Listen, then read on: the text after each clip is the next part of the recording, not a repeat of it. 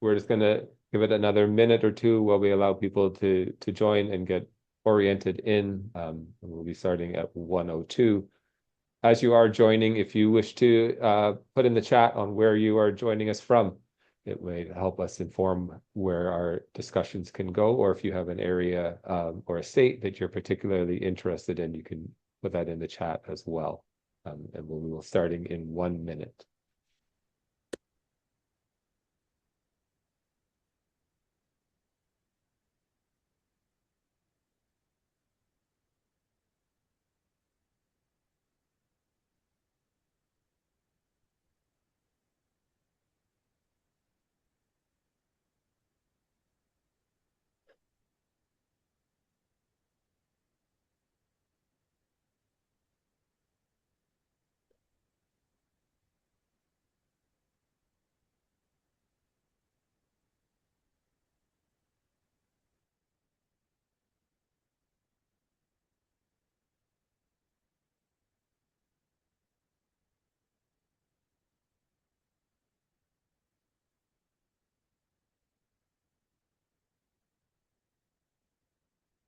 Okay, we are at 1:02 Eastern and 10:02 Pacific Standard Time, so we will begin. Welcome, everyone. My name is Mark James. I am the Interim Director of the Institute for Energy and the Environment at Vermont Law and Graduate School. And I'd like to welcome you to this webinar on thermal energy networks, legislative guidebook, introducing a collaborative project between the Building Decarbonization Coalition and the Institute for Energy and the Environment at Vermont Law and Graduate School. A little bit of background on each institution, on each of our respective institutions. The Building Decarbonization Coalition is a member organization consisting of hundreds of organizations and thousands of individual members built around the common goal of decarbonizing the built environment. It includes trade associations, power providers, implementers, government agencies, contractors, and more. And they use they align in these stakeholders for a path to transform the nation's buildings through clean energy using policy, research, market development, and public education. We will put the link in the chat to the Building Decarbonization Coalition website, where there is much more information on all the areas that they work on and all the areas where they do work. As I said before, I am the interim director of the Institute for Energy and the Environment at Vermont Law and Graduate School, which is home to the nation's leading energy law and policy programming, offering a comprehensive set of courses and programmings covering the energy transition, a year-round energy clinic, and our research associate program, which is the program that has worked on this particular project. Today, you'll be hearing from three different people. You'll be hearing from, first will be Lawrence Garber, Interim Associate Director of Policy Acceleration at the Building Decarbonization Coalition. You'll hear from Eduardo Bacay, who is our Global Energy LLM Fellow here at the Institute. And then lastly, Ania Camargo Cortez, the Associate Director of Thermal Networks at the Building Decarbonization Coalition, will be guiding us through our Q&A session. So we already have a format here where you will be hearing presentations from both Lawrence and Eduardo, and then we'll have a time set. We do have time set aside for a organized Q&A. You can always go to the next slide, please. You will always be able to post your questions into the chat, and we will collect those and make sure that we are able to answer as many as we can during the presentation as well as at the end. Everything is being recorded, so slides and the recording will be sent out to the registrants. So through your email address once they're available. We ask that everyone please mute their microphones and turn off their cameras during the presentation.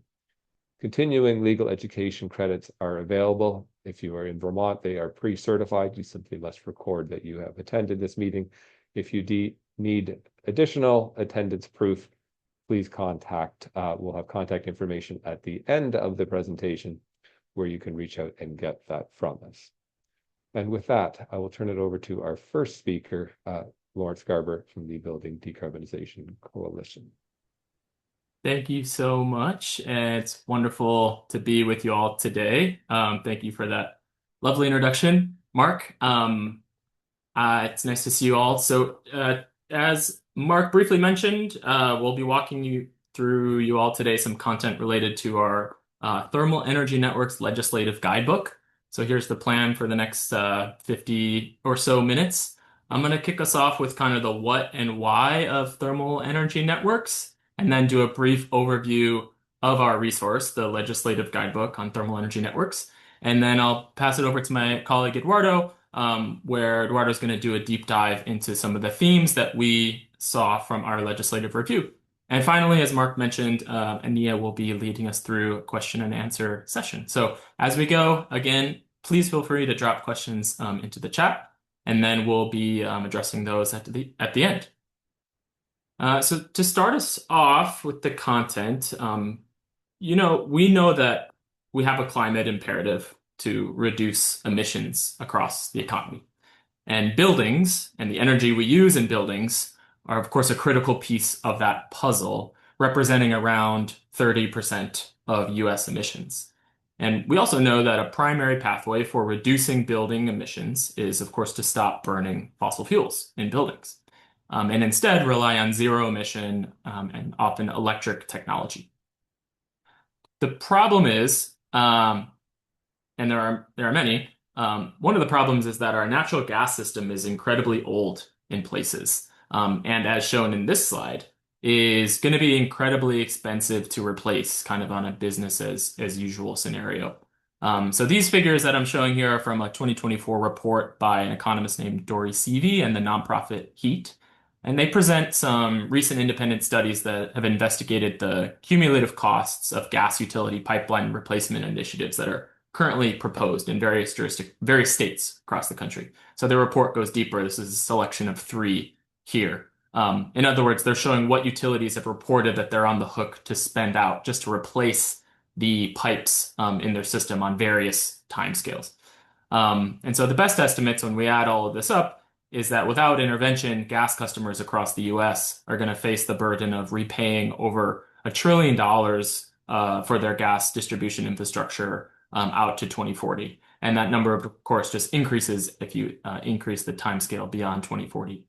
So a business as usual kind of pipeline replacement means that communities are going to be stuck with the cost of paying for future stranded assets through untenable rate increases over time. And the simultaneous cost of increasing our electric grid. And so in addition to just being outright unaffordable to upkeep the current gas system, we also know that an unmanaged electrification transition has the potential to put the burden of an expensive transition on those that are least able to afford it. So as this graphic is going to demonstrate, we can imagine as gas customers are moving to electric heat pumps at increasing speeds, each customer off the gas system means fewer customers remaining to shoulder those fixed costs of the system. And at some point, the system is going to hit an inflection point where it just becomes prohibitively expensive, right? And in the end, those that are left shouldering the burden are often those that are least able to afford it. And so given that cost imperative, given this climate imperative, we really need a managed and phased transition away from gas. And so we call that approach a neighborhood scale approach.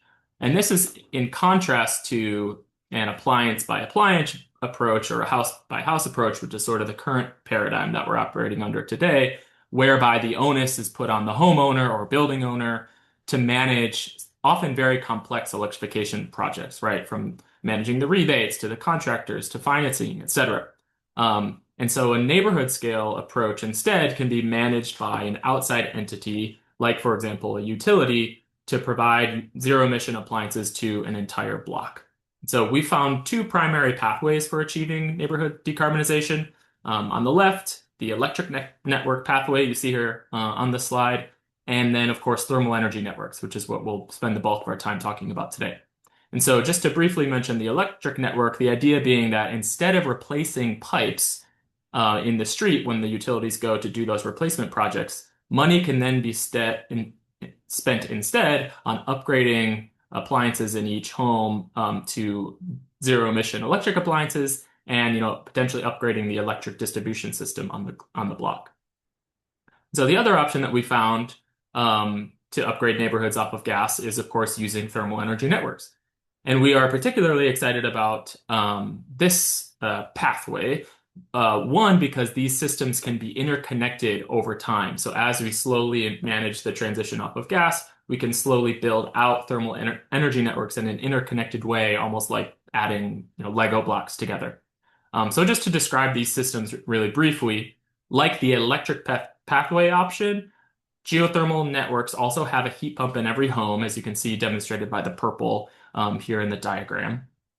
And then you also have shallow boreholes that are drilled into the ground that are filled with water and inserted into pipes into those boreholes that then can equalize with the temperature of the earth and then share energy between buildings in the system in a super efficient way. And so we're particularly excited about this as well because of how similar it actually is to the current gas system, which I'll get into in a second.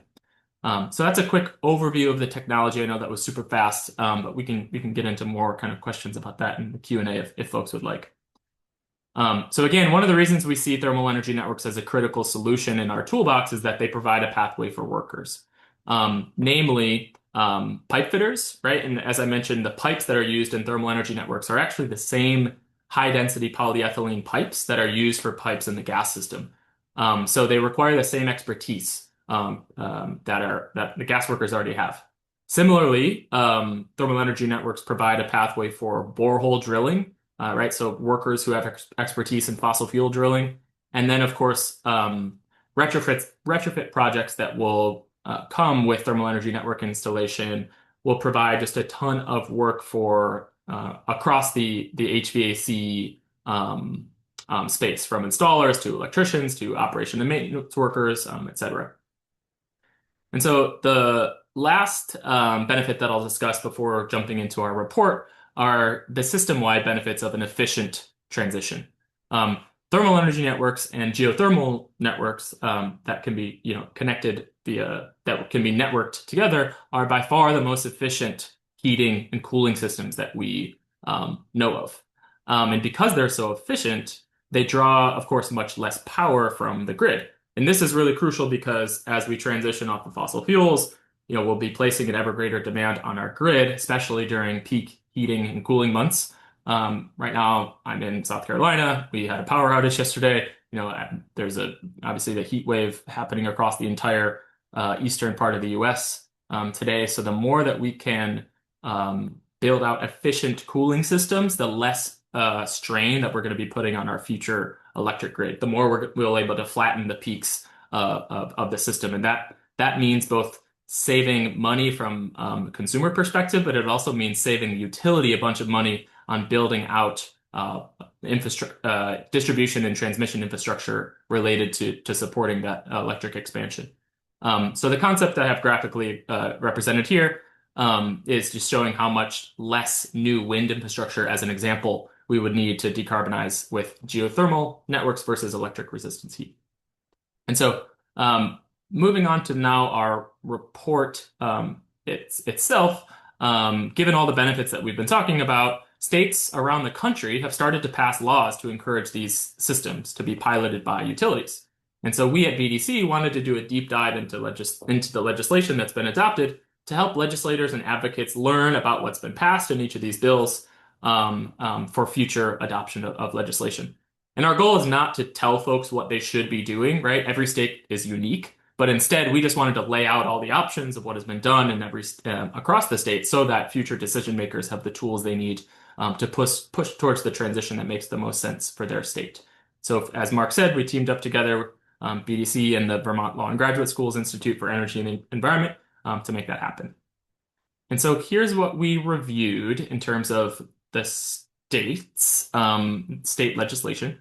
Since 2021, 10 states have adopted thermal energy network legislation, and those are in the light blue. And also listed in the column there, from Massachusetts at the top to Texas. Just 6 days ago, the governor signed legislation in Texas that relates to thermal energy networks.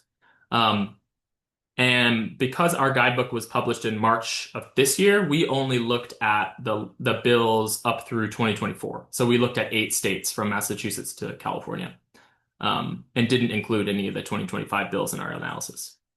A really brief summary of the tool itself before I hand it over to Eduardo. Essentially, it's a page on our website with sort of 3 interconnected parts. We have a landing page on the BDC website that sort of gives a summary of the resource, and then we have the guidebook itself, which is the tool to help legislators and advocates learn about thermal energy network legislation. And then finally, there's a third part of the resource, which is a Google document that contains all the relevant statutory language that we were able to pull out from our research into every piece of legislation that's organized by section and also organized by state. And so that is a quick overview of the what, the why, and a really brief intro into the guidebook itself. And now I'm excited to pass it over to my colleague Eduardo to present a more detailed preview into our findings and recommendations. Eduardo, take it away. Thank you, Lawrence. Okay, after an explanation of how our guidebook is structured, how it works, and how the different sections and subsections interlink between each other, we would like to present to you which are the different topics and issues that are discussed in the guidebook and which are listed in this slide. As Lawrence mentioned, this is not a checklist. It's just which are the common things that we were able to notice while doing the review of these legislations. Because of time constraints, we won't be able to go through each of them with you. However, in the next slides, we would like to reflect with you about which are the main themes, the main topics that we were able to notice while doing the research process, and which were some of the good regulatory practices that we were able to see.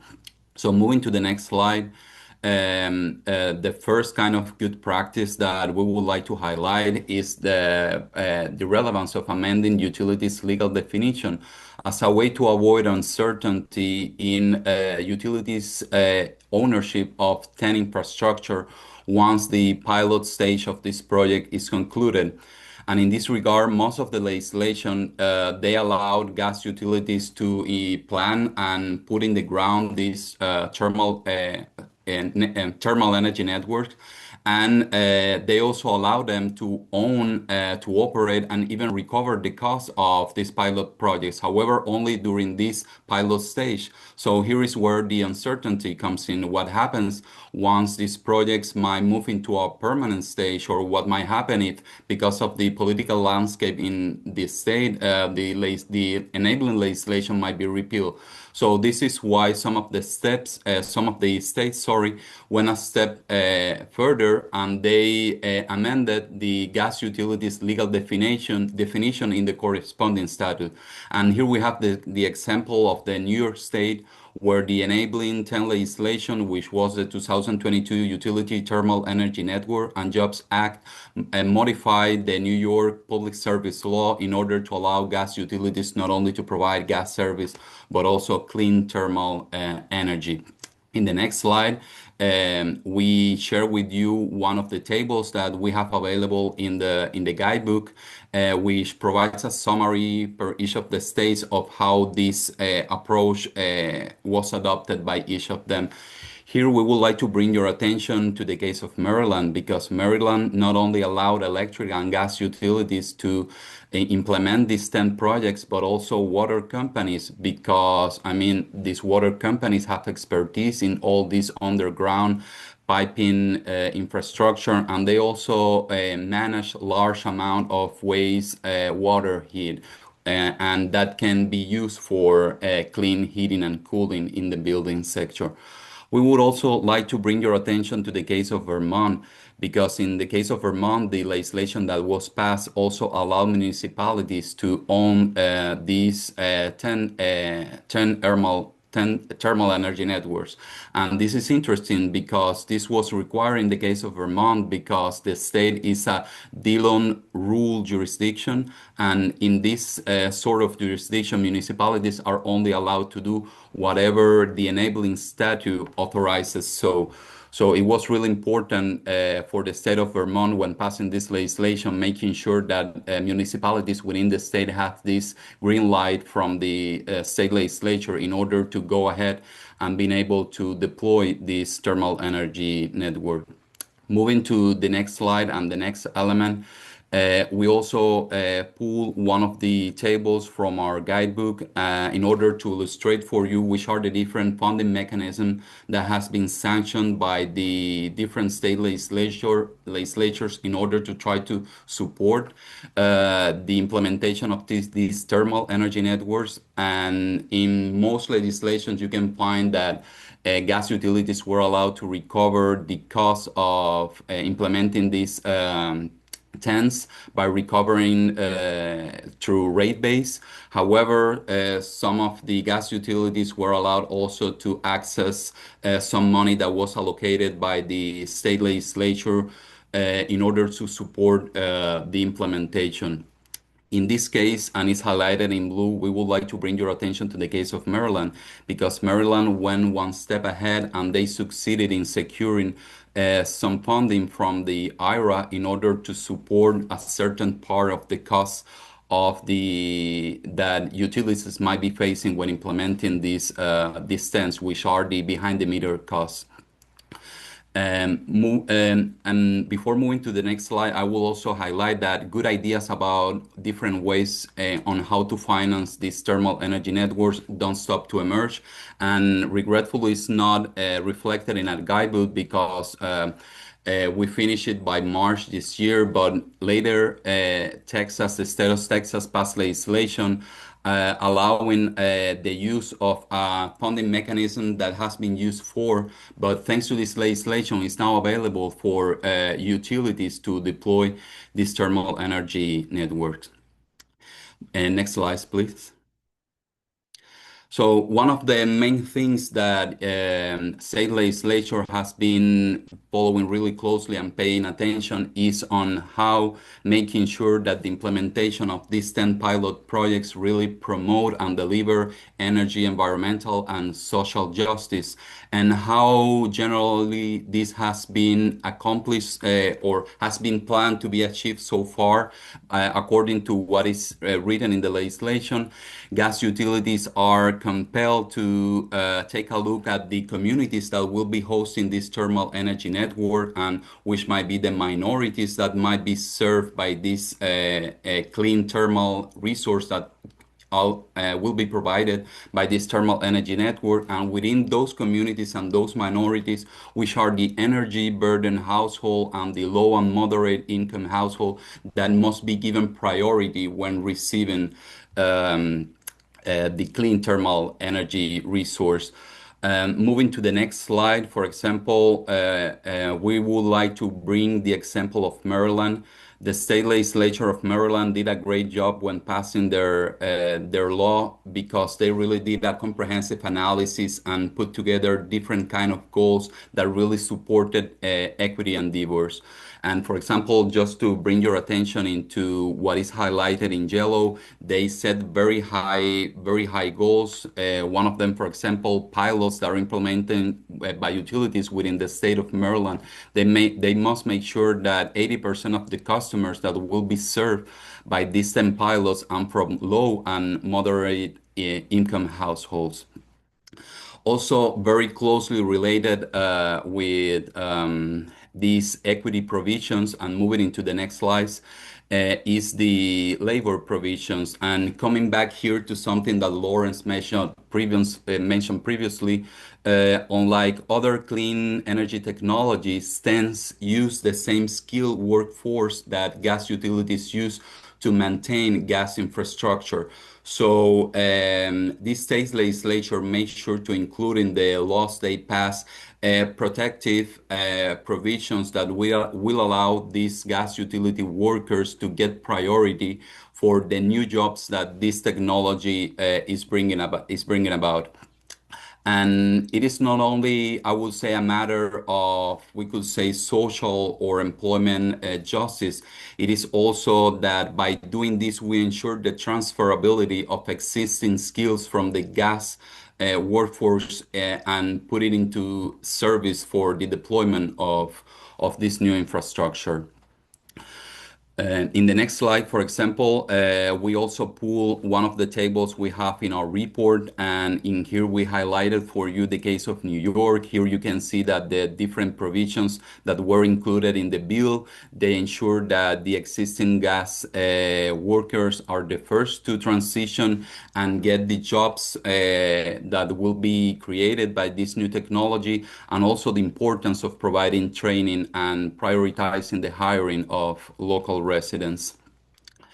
Moving into the next slides, and is also one important element to take into consideration. Most of this legislation included data collection and reporting requirements that gas utilities are compelled to collect and compile and submit it to the Public Utility Commission with two main purposes. In first place, this information will serve for the Public Utility Commission to put to release new regulation somehow ordering the process in which these 10 pilots are developed. And in the second place, in order to socialize this information, and the importance of socializing this information is that we shrink for sure the learning curve for new utilities interested in developing this technology, and at the same time we allow that there is not a need for reinventing the wheel every time each of these gas utilities might step in and be interested in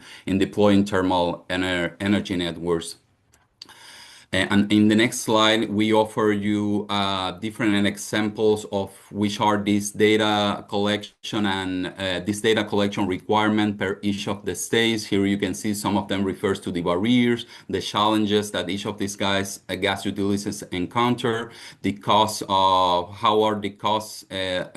are the costs of these projects, and how they have been managed by each of these gas utilities. So, so far, these are the main themes that we wanted to bring to your attention based on what we saw during our research process. But in the next three slides, we would like to also reflect with you about which are these other issues that we were able to spot and see while doing research, and that right now are actually getting the attention of state legislature and are triggering new potential bills in different states. And the first one of them will be the amendment or the modification of gas utilities obligation to serve. As you might know, gas utilities, they have the legal obligation to provide gas service to any customer that would like to interconnect to the system. And this could become a potential problem when developing this 10 project, because if one of the customers that will be served by these 10 pilot projects refuses to receive the clean energy and would like to stay with gas, the utility will need to keep the gas infrastructure in place just to serve that customer. So by amending in the statute or modifying in the statute this gas utilities legal obligation to provide a service, and we give them the legal prerogative to decide which energy resource they will provide to clients, we can definitely solve this problem. So far, some states have already went ahead and modified this obligation to serve. We have here the case of Maryland, and this is one example of the statutory language that we provide in the guidebook. But also you should keep an eye on other states that might also modify this gas utilities obligation to provide service. The other issue that we would like to reflect briefly with you is integrated energy planning. And energy planning, integrated energy planning is just a process by which gas and electric utilities, they come together to the same table and they plan ahead for the future on which might be based on which might be the energy demand growth projections that they can forecast. And during that process, they will exchange critical information they may have. And why is this process important? Because out of this process is where we can get the best information about where to locate thermal energy networks, where this thermal energy network will deliver the best economic and equity outcomes for sure. For example, in case of optimizing the electrification cost, and this will also provide the opportunity to that the savings that are created by this integrated energy planning process are used for example, increasing the affordability of this, we have to say, costly technology that are thermal energy networks. And here we give the example of Maryland. Maryland is one of the states that went ahead and modified their statute in order to require effectively gas and electric utilities to come together and plan for the future. And this is definitely very helpful for the really reaping the benefits of this thermal energy network. So with this, I'll turn over to my colleague Ania Camargo for the questions and answers. Thank you so much, Eduardo. And Lawrence, let me just turn on my video. Oh gosh, there we go. Hi everyone, Ania Camargo with the BDC, and I see there's a very active chat, which is always really exciting. And I was hoping I could start with one of the questions, which I don't know, I believe Debbie knew that you're here. If you could just come off mute and share what is happening in Vermont, because one of the questions what is happening in Vermont? And Debbie New is with the Vermont Community Thermal Networks organization, and she is really leading the work there. So Debbie. Thank you. I'm glad there are other Vermonters on the call. Nice to see so many people here as well. In Vermont last year, we passed a bill that did the municipal authorization for thermal energy networks that has been mentioned on the call already, meaning any municipality can own and operate a thermal energy network.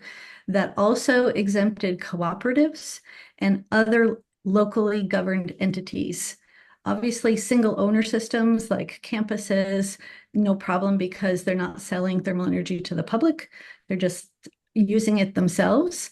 So single owners are exempt, cooperatives, municipalities, and any entity that really voters or members can determine what happens. Other systems like utility-based systems, investor-owned utilities, that's another question. And right now, the Public Utilities Commission in Vermont is conducting a study to decide how those should be regulated. So they're also learning about what's happening in other states. They're participating in the National Regulator Forum that's happening, I think, quarterly. So regulators can learn amongst themselves about how to do this well.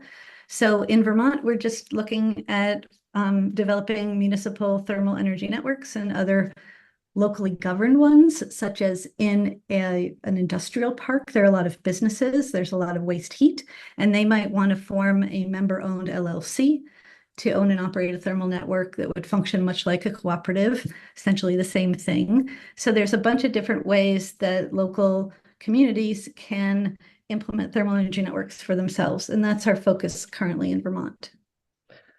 Thank you so much, Debbie. We're looking forward to see what your regulatory commission decides for utilities. So there's another question in the chat that I think Jess said we would talk a little bit more about, and I just want to address it. It's really important. We have heard often, like, why are we letting gas utilities do this? And shouldn't everybody be able to do it? And I want to just say that, yes, everybody should be able to do it. And so in states that have passed legislation, all the regulators are trying to figure out is how do we do this transition as equitably and affordably as possible? And so there's an element of you have to deal with the existing gas system, and the best folks positioned for the existing gas system are probably the gas utilities and their workers. But then there's also, you want to create some competition. And so I want to say that we are, the BDC in collaboration with many, many partners are about to file a framework, a proposed framework in New York that says absolutely we should allow and encourage these utilities to transition their gas systems, but we also have to allow non-utilities to be able to do this. And with very limited regulation, other than, for example, customer safety and making sure the customers are going to be protected. And then in addition to that, just creating a thermal market. And we're already starting to see some utility pilots proposing ideas that would allow a market. For example, in New York, there's a proposed pilot that uses the waste heat from a data center to heat an affordable housing building and then the hot water in 3 other buildings. And so the utility is actually going to buy the waste heat from the data center. So this heat that would have gone into the atmosphere instead is going to heat the affordable housing on the street. And so the framework that we're developing is figuring out if everyone can own these, which they probably should, what are the rules around that? And how do we interconnect these systems so that we can transition whole cities and regions? So that is what's being proposed, is creating this sort of market competition model that is also protects customers. Hopefully that makes sense. All right. I saw another question about the extent of retrofits. Anybody want to cover that?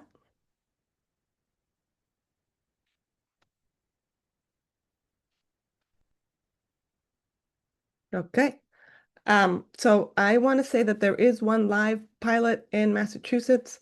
Eversource Gas did a 1-mile loop in Framingham and with 140 customers and about 37 buildings. And they retrofitted the gas, oil, electric resistance heat, and pretty much every building retrofit was different. And so that is a pretty expensive proposition. But what we are realizing is that whether we do this with thermal energy networks or with air source heat pumps, or however we are going to create a more efficient, fossil fuel-free, emissions-free buildings, we're going to have to address the built environment. And so that is sort of a separate thing from these thermal networks. The thermal networks allow for massively efficient systems that won't require the build out of the electric grid. But that was, I would say, probably the biggest challenge for Eversource was the retrofits. The part about replacing the gas pipes with water pipes was incredibly easy for them. It was, they know how to do it. It was very simple. So I think that was that question. If anybody wants to add any other questions in the chat or raise their hand, they want to have any other questions that I'm not seeing? Or Jess, do you see questions? Jess? Yeah, Puya asked, can you provide any references for the thermal market that was mentioned? And I just wanted to check it. I think that's about to be filed, right, Ania, in New York? We are right now getting comments on it. So yes, we are probably going to file it in the New York docket probably in a few weeks. And in New York is special that the utilities were mandated to file pilots. And so there are currently 11 pilots under review. We are expecting that their proposals are coming in July. And so it's going to be very exciting. There are a lot of really interesting projects being proposed in New York by both gas and electric utilities. So waiting for that. And so the framework is in preparation for that. Any other comments in there, Jess, or questions?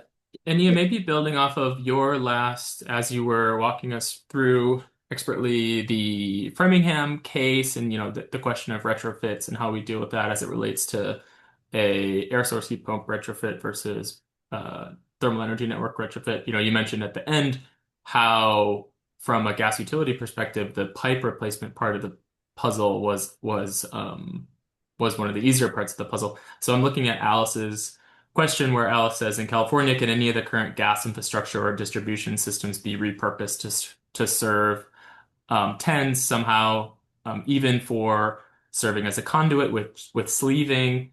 And an engineer once told Alice that no, that piping is not suitable to carry water versus gas. And so I wonder if we can address that. That is a good question, and although it is very much a similar material, so we're trying to replace old leaky pipe with new water pipe, so you would definitely want to replace it. But it is any pipe that, like, if a gas pipe is being put in the ground today, it's going to get paid over the next 30 to 50 years.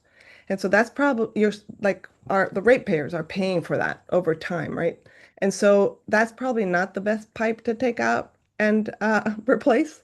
So we have the situation where we want to map where are the leaky pipe? Where do we have electric gas constraints? What are all of the factors that are going to impact the system? And then select sites that make the most sense. And those are usually going to be older pipes. I think if you had just installed a gas pipe, you could probably do it, but you would never want to do that because of the cost. But it is the same material. And so the practice is, and I'm going to actually, I saw that Jason Masters is on this call. Jason, I wonder if you want to comment a little bit more about not being able to use the gas pipe for water pipe. Thank you. I see you Sorry. trying to come up. Yeah. There we go. You wanted me to comment on Well, why we would never replace gas pipe with water pipe. We wouldn't use the same gas pipe sure. in water. Yeah, so water pipe is normally made either out of a similar plastic to natural gas piping, but it's also made out of ductile iron, and it really depends on how you're going to install that in your municipality. Different municipalities have different codes for their water and natural gas piping. So you want to make sure that you're adhering to that. For a geothermal or a thermal energy network, where you want to make sure that the thermal energy is the component that you're transporting around in your fluid medium, sometimes you're going to be using a mix of food grade polypropylene glycol, which is a food grade matter that helps thermal energy transfer. Other times you're not going to be using that. So it comes down to a measure of compatibility and availability and regulation within those areas. Thank you. Such a good answer. So. The question about R10 subject to PUC regulations in Vermont, is there a permitting process? I think Debbie covered that. Right now, in Vermont, the regulators are studying 10th and coming up with what should be regulated for utilities. Municipalities can already do this, but I think there is a permitting process in every state. There are permitting processes for all of this in every state. I found out recently that in Massachusetts, for the drillers, they need, the licenses require 3 years. There's a lot of regulation around this that's going to have to be worked out because we are at the beginning of launching a whole new industry. And so a lot of that's going to have to get worked out. Jess. There was a question in the chat that I wanted to ask those who have authored the legislative guidebook. Have you seen from the states that you reviewed, are they considering, does their legislation pertain mostly to geothermal based TENS or other water-based thermal systems, waste heat, etc.? I can go ahead with this one, Ania. Go for it. Sure. I mean, the guidebook remains open to. I mean, the key concept used in the guidebook is thermal energy networks, and we really do not discriminate in the analysis of which is the specific heat resource that will be used for that will be distributed through this thermal energy network. So, for example, you will see mention in the guidebook to legislation that are specifically addressing geothermal energy networks, but at the same time, you will find examples of state legislation that really had a more comprehensive approach, and in the way they legislated, they created a space for as long as they are clean, for sure, as long as they are non-combusting thermal energy networks, but they remain agnostic in the way of which will be the clean energy resource that will be used and distributed through the thermal loops. Thank you so much, Eduardo. And on Debbie's question on what's resonating right now most with legislators, I would say absolutely the impact on the electric grid, because people are incredibly concerned about the massive growth in the electric grid. And so the more the less that you have to build out the electric grid, the That's, I think, the biggest sell for TENS right now. Mark.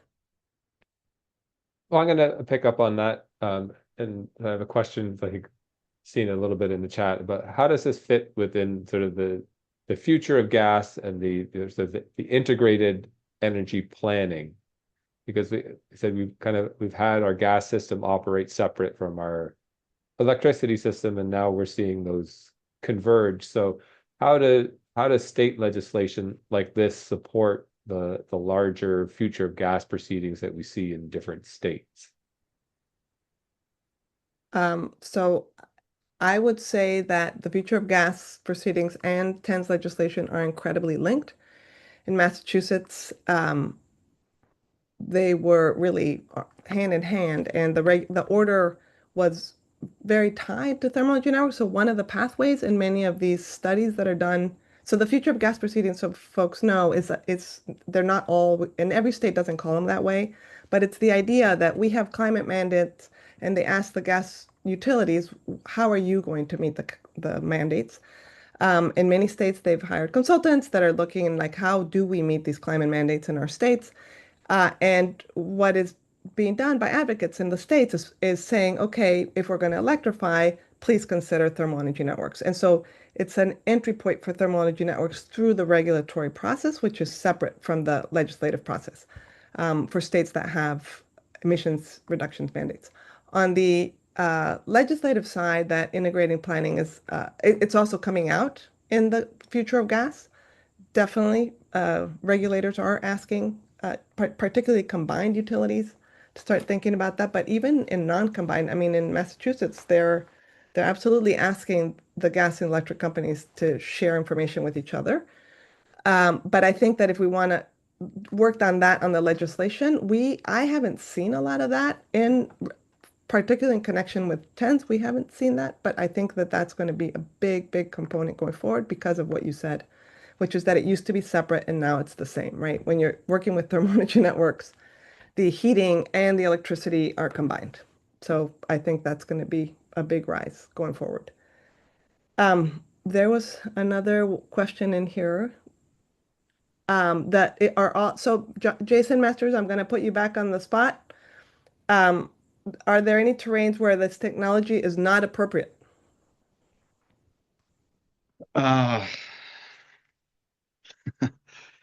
It's not that it's not appropriate, it becomes a more costly endeavor on lands that are typically marshy or loamy, where you have material that is going to settle over time.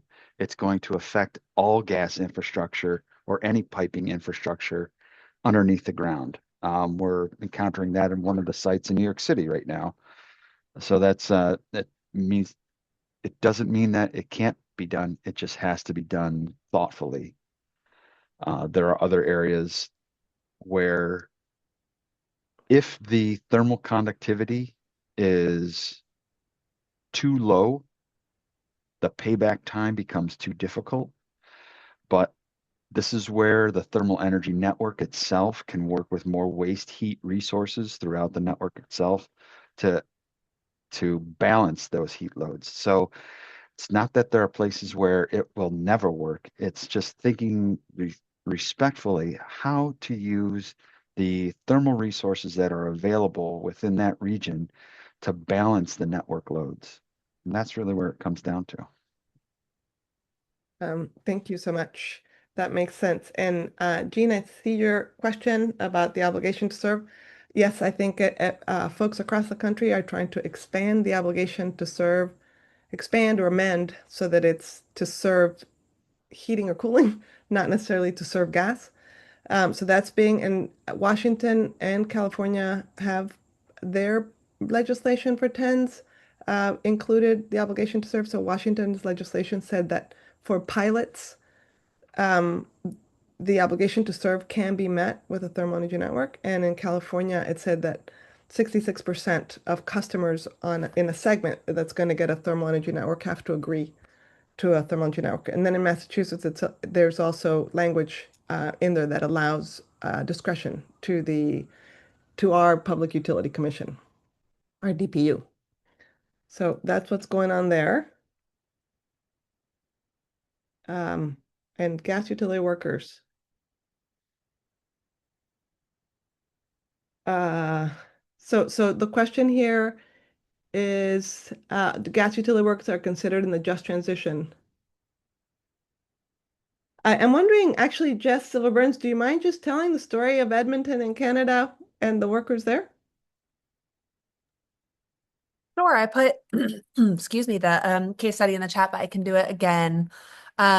We spoke to representatives from the renewable energy utility in Blatchford and Edmonton, which is a new development on top of a redeveloped airport that the city of Edmonton closed down.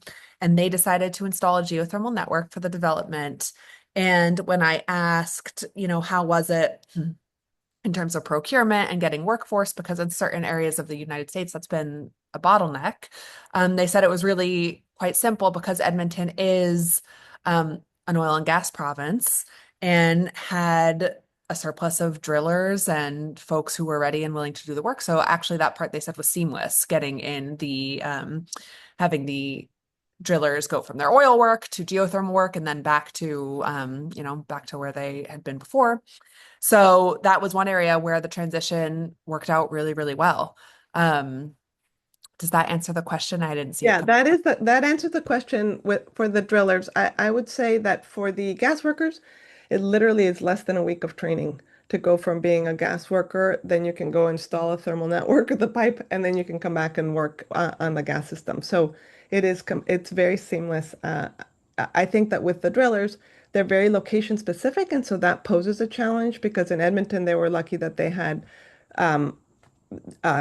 I guess gas drilling, or if we were like in Pennsylvania, but if you think about the Northeast, there's not a lot of gas and oil production, and so there are fewer, and so that is going to be we're going to have to develop that workforce, and so I think we are working in many different states with figuring out the workforce solutions and working with the unions in the various states to make sure that we are creating the training programs that are going to be needed so that we have the drillers that we need. Yeah, I'll add our next case study coming out is on Framingham. That is a gas utility-led thermal energy network pilot, and there as well, it will talk about how that workforce transition went. So I will send that out as soon as it's complete. All right, the environmental impacts of this technology. Well, the really good news is that for what we're proposing, these are closed loop systems, which mean that there's no water exchange anywhere. The waters are in these closed pipes, and so you're really drilling into the ground, very shallow. I mean, if you think about geothermal for power, it's over 7,000 feet deep. Here we're talking about 500 feet deep, so it's considered shallow geothermal.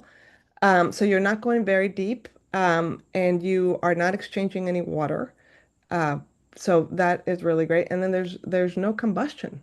And so so far it's been we haven't crossed any state where there are environmental protection barriers.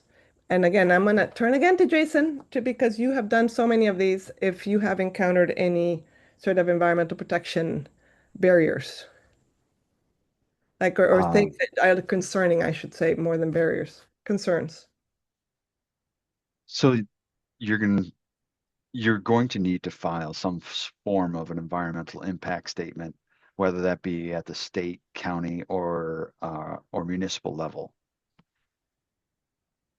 It really depends on the regulations of the authority having jurisdiction in those areas, if it's going to show, or if you're going to have to show how you are not going to impact the environment. But for the most part, these thermal energy networks are closed loop, and they are the only thing that they could be exchanging with the environment is that thermal resource. So if you're doing this near a water body, you might have to show how the thermal exchange is not going to detrimentally impact the local biology where the thermal resource is exchanging to the environment.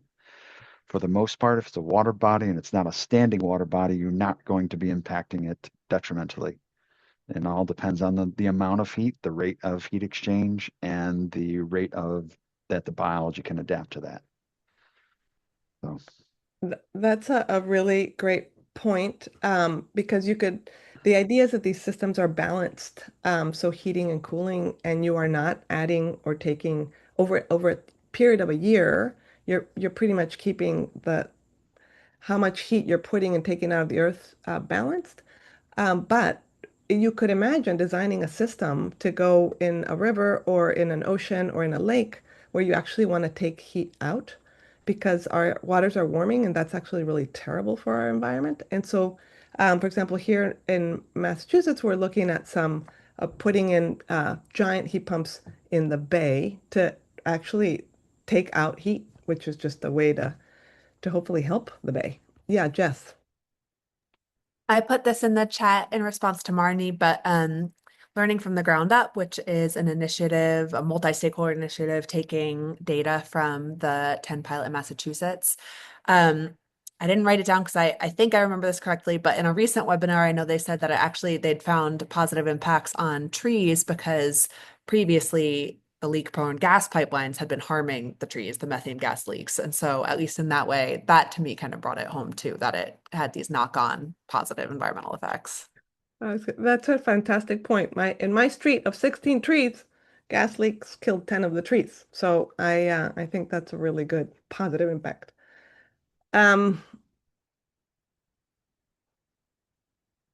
So this is interesting. I'm wondering if Eileen from the California PUC is still on here to comment on the question from Gabe about how the thinking is going around the 2/3 of the, I guess, building owners are going to be figured out for a project to move forward. I don't know if Eileen, you're still with us?